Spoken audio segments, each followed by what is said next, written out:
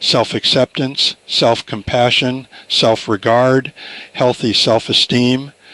How do these impact us in being creative? In this episode, a number of creative people and psychologists talk about their perspectives and some research. Actor Michelle Rodriguez said, "I don't think it's narcissistic at all to love yourself and believe in yourself. I think some people are really scared to do that. I have to. If I don't, I would not succeed in what I do." Welcome, everyone, to the Self-Acceptance Summit.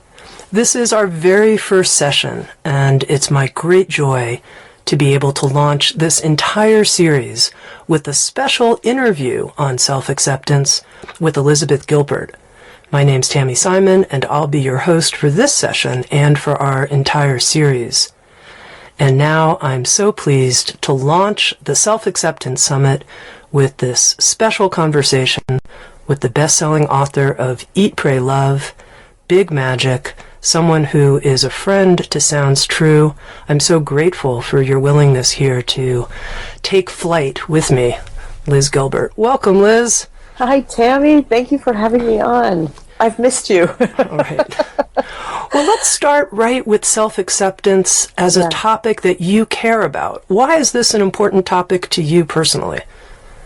Well, I mean, I've kind of been a student of it my whole life because I've had to be. Because its absence, its moments of absence in my life have brought me the darkest pain I've ever been in. You know, and the only way out of that pain of the absence of self-acceptance was to claw, study, fight, beg, and inch my way toward it. And it's been what I've been up to for a long time, and it's something that I still have to work on. And there are days and times where I lose it, and I have to find my way back to it again and again and again, which of course always means finding your way back to your heart. It's the only place you're ever going to find it.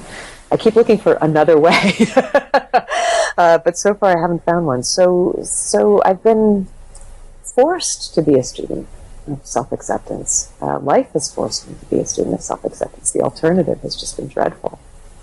Now, it's interesting that you say that you still have challenges with it, because I think one of the, and let's call it a misconception that people have, is that people who seem so bold and like such a truth teller. I mean, you didn't write a book called Small Magic. You wrote a book called Big Magic. You know, they're over it. That you've graduated from being a student, if you will. But it sounds like that's not really the case. Not till you're dead. You know, are you still here? Then you're still a student, and you're still a student of your own life. And you know, life will. You know, the bell. It's like the school bell will ring when it rings, and school will be in session. And life will continue to throw things at you that take you down. You know, I don't care how long you've been doing this. I mean, you've talked to all the great spiritual leaders. Maybe you've met people who are actually fully ascended and no longer have any disturbance in the force around their lives whatsoever. But I haven't spent a lot of time with those people, and I certainly haven't become one of those people.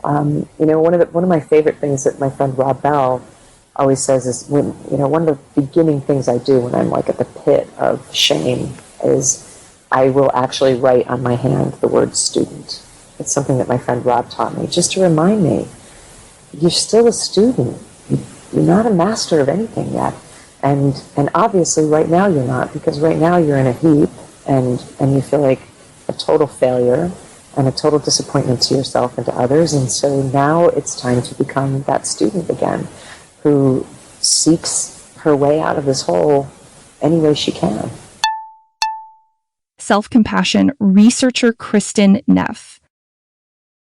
One of the things, I think one of the reasons we're so attached to our self-criticism, even though it's painful, is because it gives us the illusion of control. You shouldn't have failed. Oh, that means theoretically it's possible that I would never fail. It's just because I did something wrong. You know, you shouldn't have made a mistake. You shouldn't have been this. You shouldn't have been that. We love the illusion that it's theoretically possible to be perfect, to never have things go wrong, you know, to do everything we want to do. You know, just a show of hands, how many of you If you could snap your fingers and get rid of your absolute worst trait that you don't like about yourself, would do it? You know, why wouldn't you? If we had so much control, why are we still doing it? You know, because we don't have that much control. We have a little wiggle room, but not much.